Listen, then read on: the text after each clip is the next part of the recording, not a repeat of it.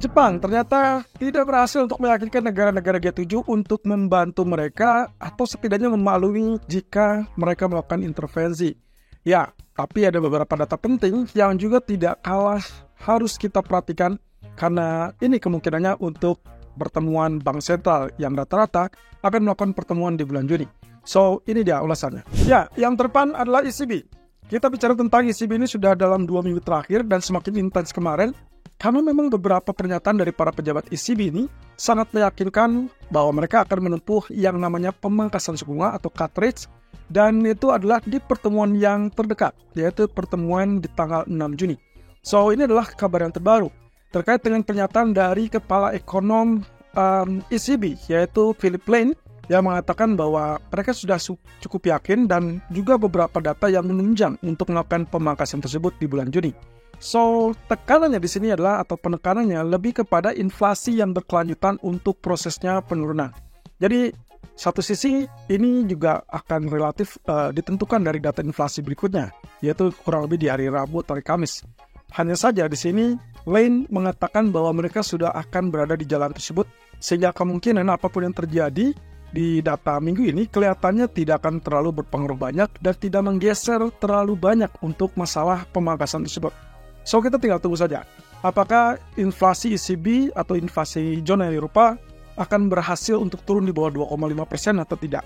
Tapi yang jelas, satu hal yang pasti, pertemuan untuk 6 Juni mendatang ini sudah hampir bisa dipastikan bahwa mereka akan melakukan pemangkasan sebesar 25 basis point. Nah, satu sisi kabar yang cukup mengecewakan, ya, saya mengartikan seperti itu karena saya tidak mendapati apa yang dilakukan oleh Jepang berhasil untuk meyakinkan coordinated intervention. Ya, kalau misalkan Anda cek di dalam Reuters ataupun dalam beberapa website yang lain, kita tidak menemukan kalimat coordinated intervention tersebut, melainkan hanya penekanan ulang atau menegaskan ulang apa yang bisa dilakukan oleh negara-negara anggota G7 terkait dengan kebijakan mata uangnya. Nah, dalam satu sisi, ini juga yang pernah kita bahas dari sejak awal bulan, yaitu terkait dengan penekanan dari Janet Yellen, Menteri Keuangan Amerika, yang mengatakan bahwa ada kesepakatan di antara negara-negara anggota G7 tersebut, bahwasannya mereka hanya bisa melakukan yang namanya intervensi itu jika terjadi volatility yang mencurigakan atau yang terlalu katakanlah cukup besar atau bahkan cukup cepat. Nah, dalam hal ini berarti penekanannya adalah tidak berlaku untuk melakukan intervensi untuk mengendalikan nilai mata uangnya. Dari hal ini berarti kemungkinan potensinya saya melihat mau tidak mau kita akan melihat USD Japanese Yen baru akan terintervensi dengan catatan kalau kita melihat ada volatility yang cukup meningkat. Dalam artian, selama misalkan pergerakannya relatif bertahan atau bertahap seperti yang terjadi dalam 1 minggu terakhir termasuk hari ini, maka kecenderungan untuk melakukan intervensi tersebut agak minim.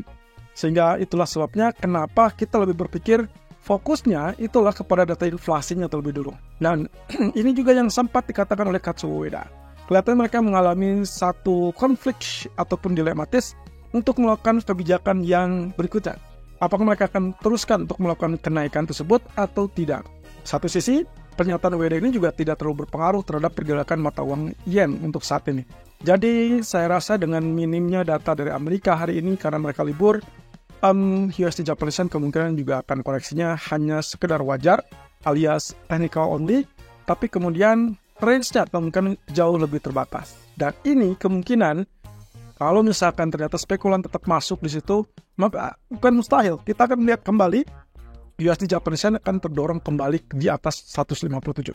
Ya, mungkin ada baiknya untuk melihat step by step-nya ataupun pergerakannya, volatility-nya berapa, atau peningkatan yang terjadi itu secepat apa. Selama tidak terjadi terlalu cepat, maka kemungkinan agak mustahil untuk BOJ melakukan intervensi.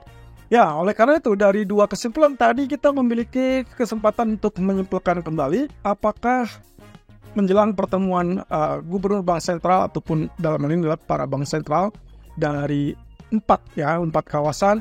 Ada ECB, kemudian ada Fed, kemudian juga ada BOE dan juga BOJ. Jadi kalau misalkan dilihat dari agenda bulan Juni nanti, mulai minggu depan, kita akan mendapatkan yang pertama yang terdepan adalah ECB di tanggal 6 Juni. Dengan potensinya, ekspektasinya adalah melakukan cut rate sebesar 25 basis point. dari 4,5 menjadi 4,25%. Kalau ini memang sudah diantisipasi sepenuhnya, saya rasa kita akan dapatkan euro bukan mustahil akan rebound, bukan lagi turun melainkan rebound saat keputusan tersebut. Dan yang harus digarisbawahi, tolong cermati dengan pernyataan dari Presiden ECB Christine Lagarde nantinya. Nah, tapi minggu ini kelihatannya juga agenda ekonomi, selain inflasi ada beberapa data lain yang juga harus diperhatikan ya, termasuk indikator data katakanlah pertumbuhan ekonomi dari zona Eropa. Nah, kemudian untuk Fed sendiri, kemungkinan untuk pertemuan tanggal 13 Juni, seperti yang pernah saya sampaikan 2 minggu yang lalu, bahwa kemungkinannya sangat kecil, sangat tipis untuk melakukan pemangkasan ataupun kenaikan. Apalagi dengan kondisi di mana Powell sempat mengatakan tidak ada rencana untuk melakukan kenaikan. Walaupun inflasi terbaru, ya bisa dibilang masih tetap bertahan di level 3%. Satu sisi teman-teman, posisi ini cenderung membuat saya berpikir bahwa kemungkinan suku bunga di bulan Juni tetap dipertahankan, tapi tolong perhatikan dengan dot plotnya, dan itu yang paling penting dan paling utama. Jadi persis dengan apa yang pernah kita sampaikan juga di awal bulan, fokus utama dari Fed meeting yang akan nanti dilakukan di tanggal 13 Juni bukan kepada suku bunganya, karena dipastikan 90% mereka akan unchanged alias tidak berubah. Jadi yang diperhatikan adalah seperti biasa, pernyataan dari para gubernurnya ataupun kaitannya dengan pernyataan Powell dan termasuk dengan proyeksi suku bunga berikutnya atau dot plot. Kita perlu memperhatikan di situ ada berapa banyak, 2 kali atau 1 kali, atau mungkin tidak ada sama sekali. Yang paling parah dan akan mendorong dolar untuk mulai penguatan terhadap semua mata uang itu adalah kalau misalkan Fed sama sekali tidak melakukan pemangkasan di tahun ini. Gitu ya. Jadi baik itu 1 ataupun 2 kali pemangkasan, imbasnya adalah market sudah dengan lega, dengan juga ya relatif bisa menerima daripada mereka tidak melakukan pemangkasan sama sekali. Nah, satu sisi kalau kita lihat dengan BOJ, mereka berharap bisa ada indikasi untuk melakukan kenaikan suku bunga. Sayangnya itu tidak akan terjadi juga di bulan Juni. Jadi kelihatannya ekspektasi bagi market yang paling layak untuk BOJ adalah bulan Juli atau bulan Oktober. Nah, tapi kita tinggal tunggu saja. Tapi yang paling penting di sini market ingin melihat apakah ada pemangkasan ataupun pengurangan terkait dengan pembelian obligasi pemerintah Jepang apa tidak. Ya, itu yang paling utama. Karena di pertemuan bulan Maret yang lalu, jelas-jelas BOJ tidak melakukan itu, malah kecenderungannya pembeliannya tetap sama. Jadi kita akan coba perhatikan apakah ada pengurangan atau tidak. Karena pengurangan mungkin bisa sedikitnya melegakan bagi Jepang, dan itu mata uangnya bisa saja mengalami penguatan. Sebaliknya, kalau ternyata pembelian JGB ini masih tetap berlangsung, maka kemungkinan kita akan melihat lagi US Japanese Yen sentuh level 159 atau bahkan 160 atau bahkan lebih tinggi. Nah, itu yang harus juga kita bandingkan dengan kebijakan yang ada di FOMC. Kemudian BOE sendiri, ya masih dilematis antara Juni atau Agustus, tapi Juni mungkin kita perlu data. Setidaknya mungkin inflasi di minggu depan ya. Tapi untuk minggu ini kelihatannya nggak ada data, jadi kita abaikan terlebih dulu. Fokuslah dengan 3 data utama, karena minggu ini akan ada pertemuan juga dari negara-negara Asia. Ada trio Asia di sini, China, Korea Selatan, dan juga Jepang. Ya, ini adalah pertemuan yang bisa dibilang pernah terjadi dalam 4 tahun yang lalu dan baru digagas kembali. Jadi ini ada harapan yang tumbuh di antara ketiganya supaya ada kerjasama di bidang perdagangan dan itu kembali mengukuhkan Asia. Jadi kita tinggal tunggu saja. Ini mungkin positif untuk pergerakan saham-saham Asia atau bahkan mata uangnya. Nah, ekonomi tahun ini hanya menyisakan, di jam 3, German Business Expectation dan juga German IFO Business Climate. Hanya itu saja. Kalau datanya jelek, berarti kita akan lihat euro akan mengalami tekanan turun. Tapi kalau misalkan datanya bagus, ya minimal kita bisa dapatkan rebound ataupun kenaikan. Satu sisi, kalau kita lihat untuk minggu ini, tolong perhatikan dari 3 atau 4 kawasan. Tapi yang terutama adalah inflasi. Semua tentang inflasi akan list. Ada CPI dari zona Eropa, termasuk juga dari Jerman. Lalu kemudian ada inflasi dari Tokyo dan juga BOJ. Kemudian juga ada inflasi PCE dan juga GDP dari Amerika. Dan terakhir adalah manufaktur dan non-manufaktur PMI dari China. Dengan garis bawah, fokus utama kemungkinan akan tertuju kepada data PCE Amerika. Karena perkiraannya ini ada penurunan dari level 0,3 sebelumnya menjadi 0,2%.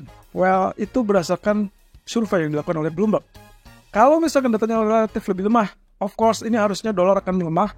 Kemudian kita akan lihat kembali kebangkitan ataupun reboundnya saham atau bahkan emas. Dan itu berarti ada kesempatan untuk USD Japanese Yen mengalami penurunan lebih lanjut. Nah, tapi masalahnya di sini adalah hal ini tidak serta-merta untuk membangkitkan kembali ataupun mendorong ekspektasi pemangkasan suku bunga Fed. Karena kemungkinan Fed masih butuh beberapa data ke depan.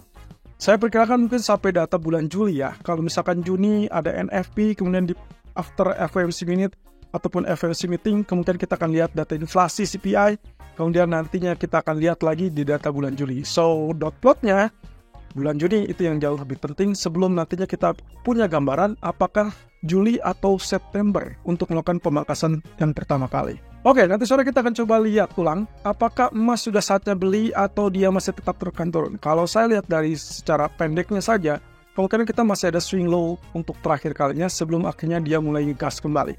Tapi timingnya menurut saya kalau tidak hari Kamis mungkin hari Jumat. Ini kaitannya dengan data ekonomi.